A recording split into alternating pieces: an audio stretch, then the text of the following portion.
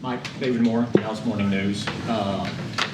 Swings in performance are always exaggerated in September because you have less of a sample size. Thanks for saying that, David. But from week 1 to week 2, that was a pretty dramatic swing. Do you read more into it, or do you try to put it in that context? Oh no, I think it's part of your your data for evaluation. I'm a huge believer.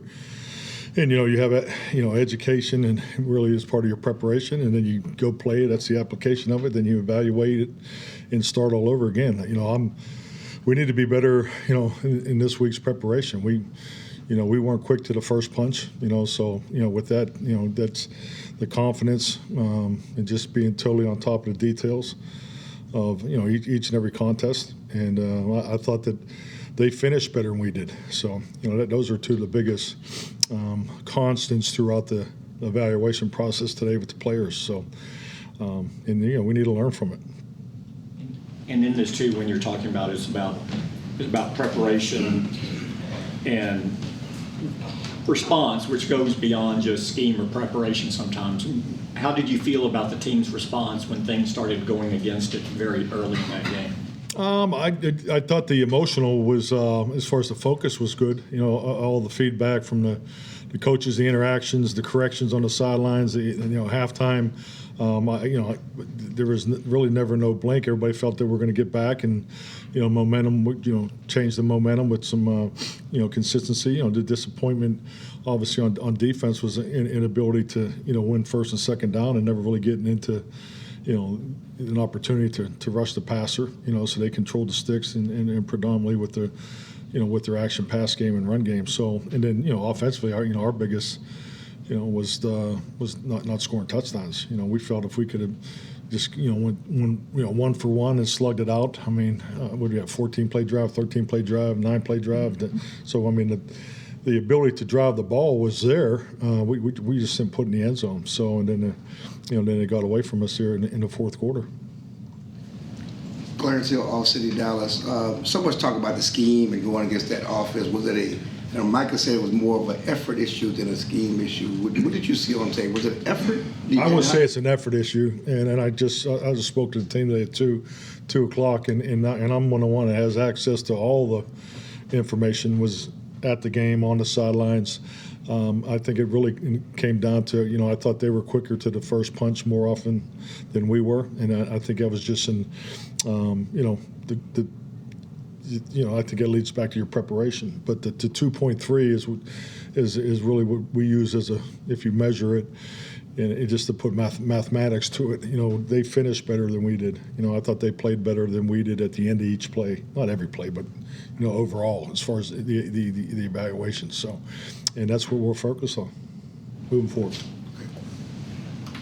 I'm Mike Todd Archer with ESPN.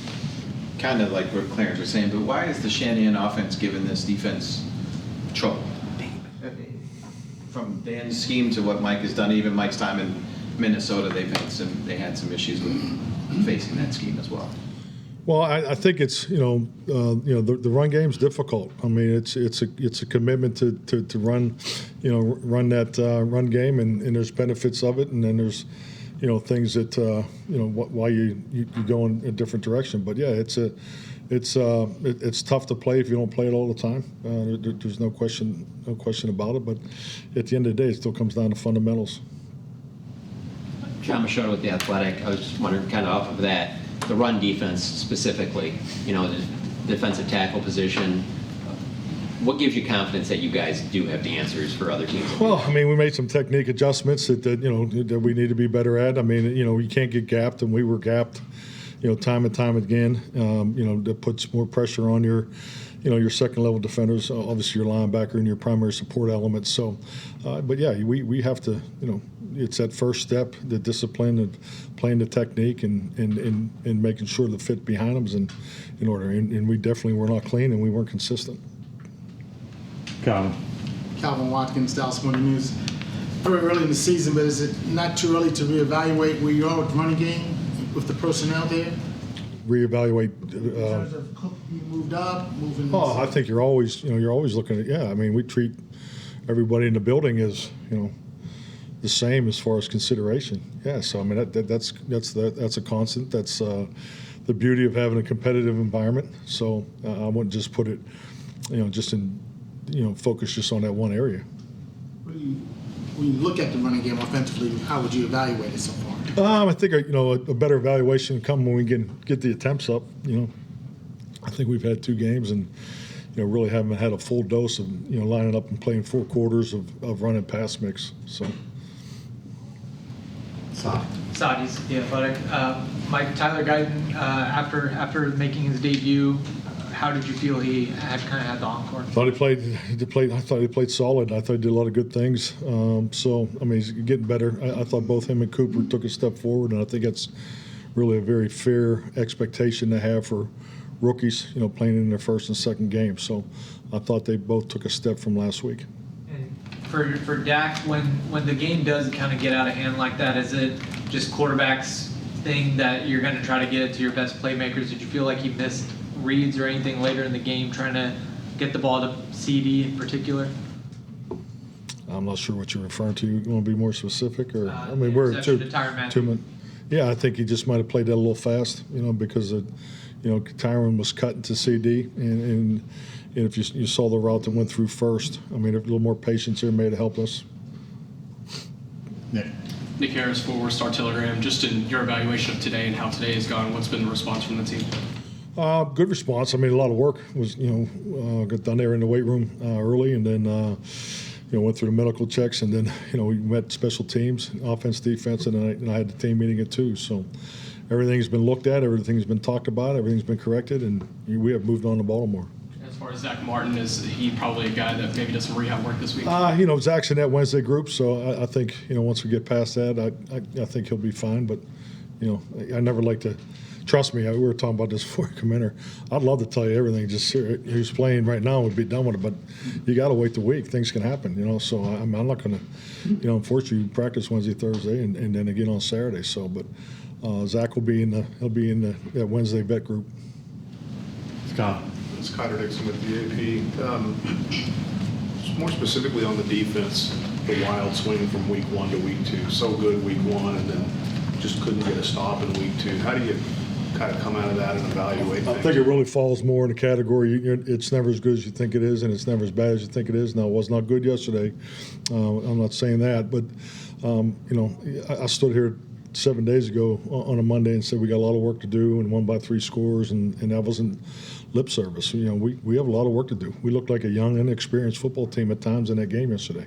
That was my first impression when I finished watching all 3 phases last night. So then after going through all the eval with everybody, we need to be better. Our young guys are going to, they made some mistakes at unfortunate times that were costly, but that's part of playing young players. This many young players early, but so with that, I'm calling on the veterans to help pull us through those moments, and that starts in preparation. Babe. Babe Loffenberg, 105.3 The Fan.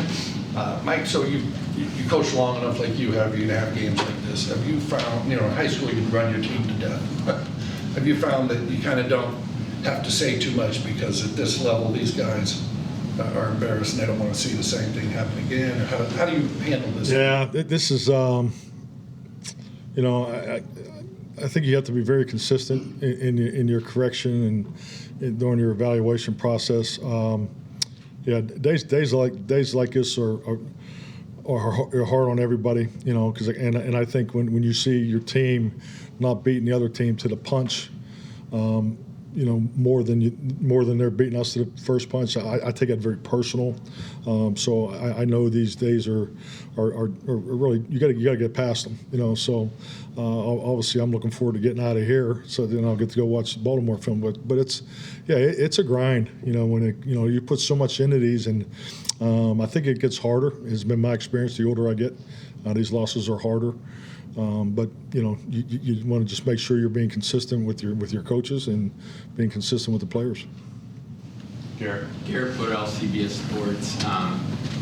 What is your thought on where Jake Ferguson is at, and just can you also speak to kind of the intangible impact he brings when he does play? Dak kind of touched a little bit on that. Yeah, definitely. Jake's a big part of the heart and soul of that locker room, no question about it.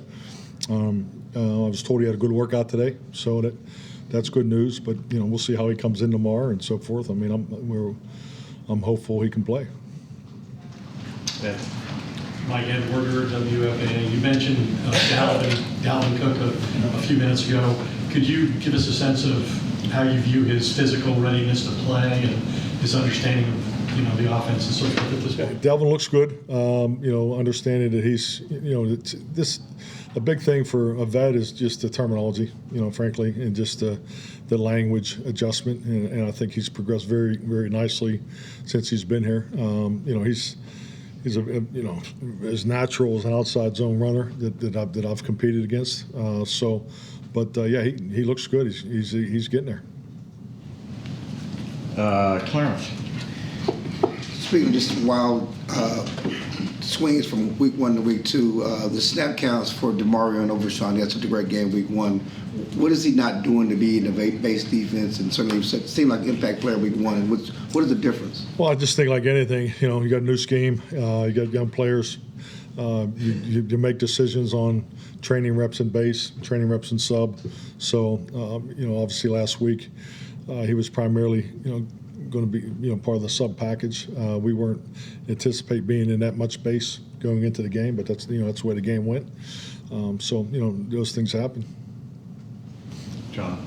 Mike Jones, WFAA. This question's kind of Shanahan offense related, but we see so much pre-snap motion now in today's NFL. Just kind of curious about maybe your history of coaching in football and maybe why we see so much of it now and maybe why it took so long for some of the offenses, I guess, to get to that point. I think just like anything, I mean, everybody has a philosophy.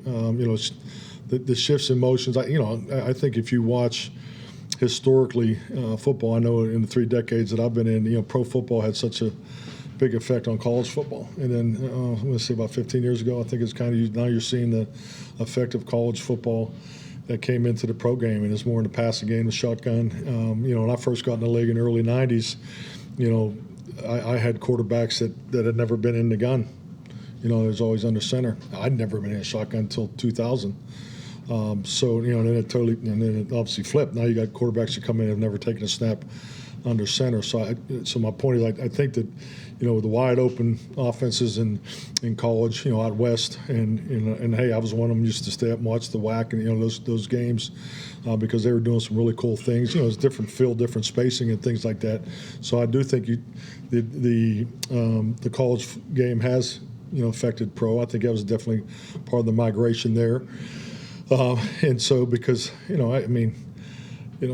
the old days, everybody played either a 4-3 defense or just a 3-4. So I just think it's part of the evolution of football, and I think that's why it's so important to just stay on top of the trends. When you hear about offensive schemes and so forth, they're really being regenerated from past decades. Because this game is about a cycle of scheme, and it just you just got to try to stay on the front end of it too. So, but why it took so long, I can't really. I don't have an opinion on it. I just think it's part of the trends, and people tried it, and the first guy that tried it was having success, and it'll always be a copycat league.